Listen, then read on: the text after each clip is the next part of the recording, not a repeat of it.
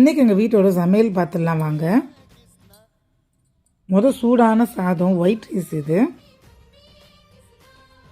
இப்போ எனக்கும் என் ஹஸ்பண்டுக்கும் red rice, Kerala red rice. இப்போ இது தக்காளி கூட்டு,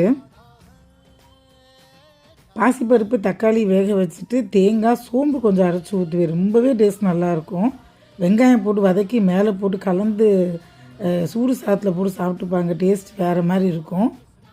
இது இட்லி தோசைக்கு சூப்பராக இருக்கும். நைட்டு தோசைக்கு இதுதான் எங்கள் வீட்டில். இது புடலங்காய் பொரியல். அது இதுவும் தக்காளி வெங்காயம் வதக்கி புடலங்காயை குட்டி குட்டியாக கட் பண்ணி போட்டு பண்ணுறது. நீங்கள் சொன்னால் ஒளி அது புடலங்கான்றது தெரியாது, பசங்களுக்கு சாப்பிட்ருவாங்க. அதுவும் ரொம்ப டேஸ்ட் நல்லாயிருக்கும். ரெண்டு காம்பினேஷனுமே ரொம்ப நல்லாயிருக்கும். எப்பயும் போல் நிறைய மோர் குடிங்க. இது வீட்டில் பண்ண நார்த்தங்காய் ஊறுகாய், உப்பு நார்த்தங்காய். தேங்க்ஸ் ஃபார் வாட்சிங்.